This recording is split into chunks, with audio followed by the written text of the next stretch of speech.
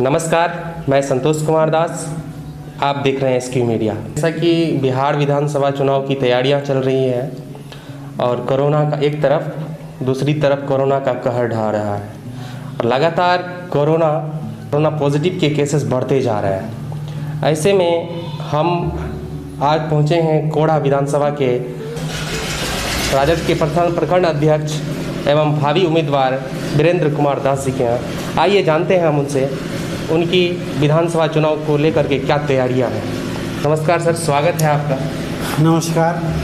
सभा चुनाव आने वाला है, इसके लेकर के आप राजद की ओर से क्या तैयारियां चल रही हैं आपकी ओर से?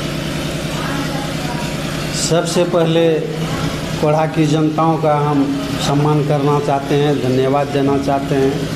प्रेस रिपोर्टर को भी धन्यवाद देते हैं। अब यहाँ पर कोढ़ा विधानसभा क्षेत्र में बहुत सारी समस्याएं भी हैं और उसका हम लोग तैयारी कर रहे हैं। आगे विधानसभा की भी चुनाव है, साथ में कोरोना भी है। अब हम लोग यहाँ की जनता बहुत तबाह हो चुकी है। एक तरफ कोरोना है, दूसरी तरफ चुनाव का समय है, तीसरी तरफ बाढ़ से, बरसात से जो है आम जनता त्रस्त है। के समय अनुसार जिस तरह से आपदा की घड़ी चल रही है, आपका मंतव्य क्या है इस विषय पर? क्या अभी विधानसभा चुनाव होना चाहिए या इसको कुछ समय के लिए स्थगित किया जा सकता है? हमारे तेजस्वी यादव जी विपक्ष के नेता हैं और हम लोग सभी मांग करते हैं कि अभी फ़िलहाल चुनाव नहीं हो, इसलिए कि कोरोना की संख्या जो है काफ़ी हद तक बढ़ती जा रही है और इसको सबसे पहले ज़रूरी है कि बीमारी को दूर करना और बीमारी को भगाना, तब जा कर के जो है चुनाव जो है हम लोग ठीक ढंग से कर पाएंगे। जैसे अभी कोरोना केसेस बढ़ते जा रहे हैं, यदि यह आपका कथन यदि है कि अब आने वाला विधानसभा चुनाव इससे प्रभावित हो सकता है, आप इनको रोकने की बात कर रहे हैं, तो क्या जब तक इनका वैक्सीन नहीं आ जाता है मार्केट में और तब तक आप इस चुनाव को स्थगित किया जाना चाहिए? और आपका क्या अनुमान है कि यह वैक्सीन हमारे बीच में, हमारे मार्केट में कब तक उपलब्ध हो जाएगा? अक्टूबर नवंबर तक में आने की संभावना है। अक्टूबर नवंबर तक में आ जानी चाहिए।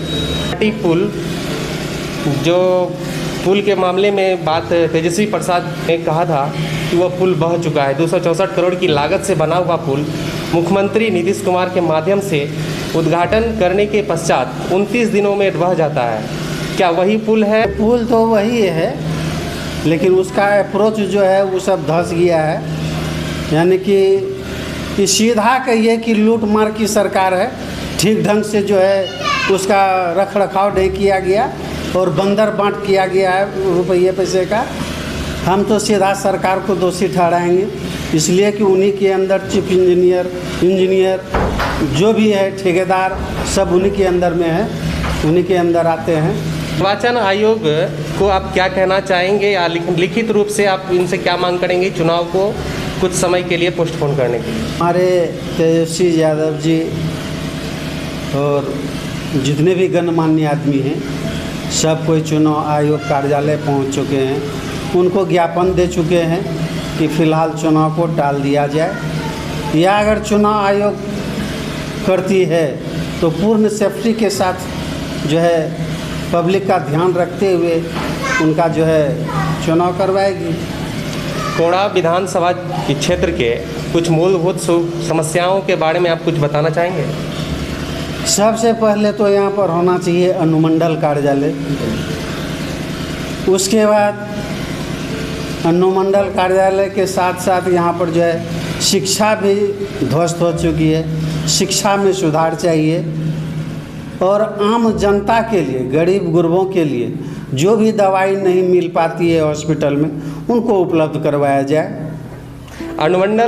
कोढ़ा को अनुमंडल बनाने से क्या क्या लाभ मिलेगा यहाँ के आम जनता को? कोढ़ा की जनताओं को 20 से 30 किलोमीटर, 40 किलोमीटर जाना पड़ता है और सड़क भी ठीक नहीं है या सुविधा जो है काफ़ी विहीन है और उससे जो है कम से कम 10-10 किलोमीटर 20 किलोमीटर कोढ़ा क्षेत्र की जनता को जो है उनसे लाभ मिलेगा अनुमंडल बनने से। ये अनुमंडल बनाने के लिए हम लोग काफ़ी जद्दोजहद किए, रोड जाम किए और सरकार के पास ज्ञापन भी भेजे गए और उस पर जहाँ तक है मंजूरी होने की बात जो है होते रही, लेकिन अभी तक जो है कोढ़ा को अनुमंडल नहीं बनाया गया। कि कोढ़ा की जनता में काफ़ी अफसोस है। क्या मान के चलें कि आपको कोढ़ा विधानसभा के क्षेत्र से आपको आरजेडी की ओर से टिकट मिल रहा है? लोकल होने के नाते हम तो कोढ़ा के उम्मीदवार के रूप में मानते हैं और दावा भी किए हैं कि हम कोढ़ा का उम्मीदवार हैं।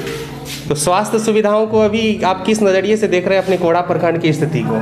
स्वास्थ्य समस्या काफ़ी लचर है कोढ़ा में, जो कि गरीबों को दवाई नहीं मिल पाता है या डॉक्टर सही समय पर नहीं रह पाते हैं।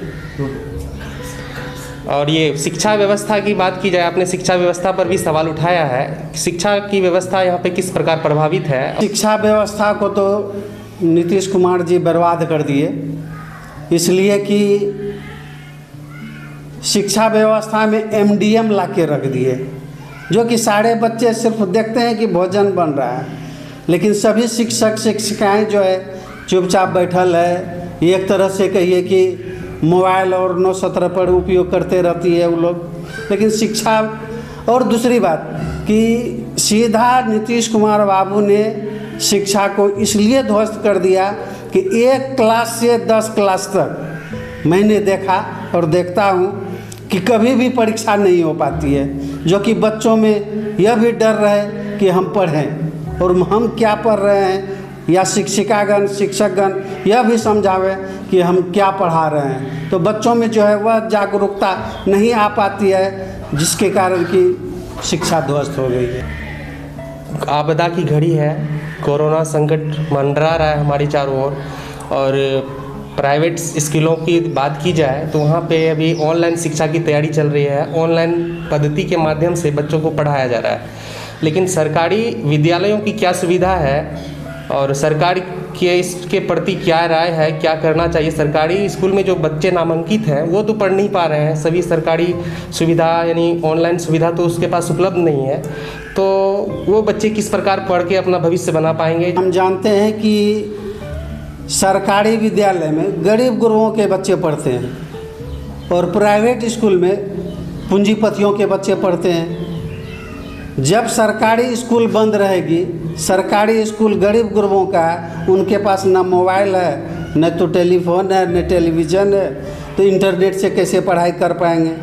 और प्राइवेट स्कूलों में जितने भी हैं वो प्रायः पैसे वाले हैं, तो सबके घर में प्रायः मोबाइल है और एलईडी स्क्रीन 917 लगा हुआ है, तो उसके बच्चे पढ़ते हैं। तो उसके भी बच्चे पढ़ते हैं, लेकिन गरीब गुरुओं के बच्चे तो नहीं पढ़ पाते हैं। वर्तमान समय में जो कोढ़ा के विधानसभा के विधायक हैं, आप उनके कार्यों से कितना संतुष्ट हैं?